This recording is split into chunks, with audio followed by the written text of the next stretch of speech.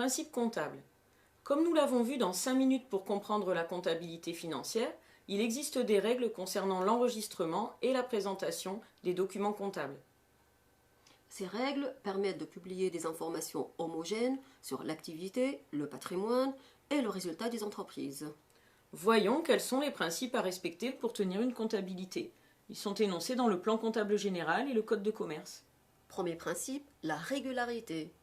C'est la conformité aux règles et aux procédures en vigueur. Ensuite, la sincérité. C'est la bonne foi de ceux qui établissent les comptes, les comptables de l'entreprise ou son expert comptable. Troisième principe, l'image fidèle. La comptabilité doit refléter la vraie situation économique de l'entreprise. Ces 3 principes sont à la base de la mission du commissaire aux comptes. Lors de son audit, celui-ci contrôle les comptes de l'entreprise afin de certifier ou non qu'ils sont réguliers, sincères et donnent une image fidèle de la situation financière et du patrimoine de la société. Autre principe, l'indépendance des exercices. En comptabilité, l'activité de l'entreprise se découpe en périodes de 1 an. Ce sont les exercices comptables. En général, l'exercice comptable commence le 1er janvier et se clôture le 31 décembre.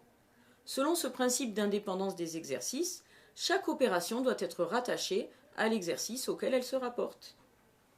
Par exemple, si on paie une assurance pour la période du 1er avril au 31 mars, on ne peut comptabiliser que les 9 premiers mois sur notre exercice comptable. Et les 3 autres mois seront comptabilisés sur l'exercice suivant. Autre principe, l'intangibilité du bilan d'ouverture. Intangibilité, ça veut dire qu'on ne peut pas le modifier ? Eh oui Stéphanie, le bilan d'ouverture d'un exercice doit correspondre au bilan de clôture de l'exercice précédent. D'ailleurs, pour favoriser la cohérence des informations comptables au cours de ces exercices successifs, on applique le principe de la permanence des méthodes. C'est le Code de commerce dans son article 11 qui indique que la présentation des comptes annuels et les méthodes d'évaluation retenues ne doivent pas être changées d'un exercice à un autre.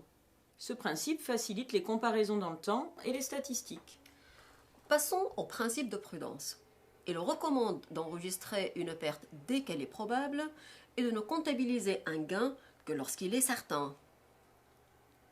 Cela évite de donner une vue trop optimiste de la situation de l'entreprise. Le principe suivant, c'est le coût historique. On comptabilise les actifs de l'entreprise pour leur valeur d'origine, leur coût d'acquisition. On ne modifie jamais le montant d'origine qui a été comptabilisé, même si celui-ci évolue au fil du temps. Cette règle concerne en particulier l'immobilier, puisque les constructions et les terrains ont vu leur valeur augmenter considérablement. Mais attention, les normes comptables internationales divergent sur ce point avec les principes comptables français. Elles utilisent plutôt la notion de fair value ou juste valeur qui indique la valeur des actifs le jour où on établit les documents comptables. En fait, ces normes internationales s'adressent à des investisseurs qui veulent savoir combien valent les actifs aujourd'hui et non pas leur coût d'origine. Toujours en rapport avec l'évaluation des biens, on trouve le principe de la continuité d'exploitation.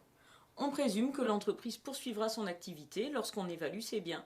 Si ce n'était pas le cas, on valoriserait l'entreprise en valeur de liquidation. Et pour finir, il reste le principe de non-compensation.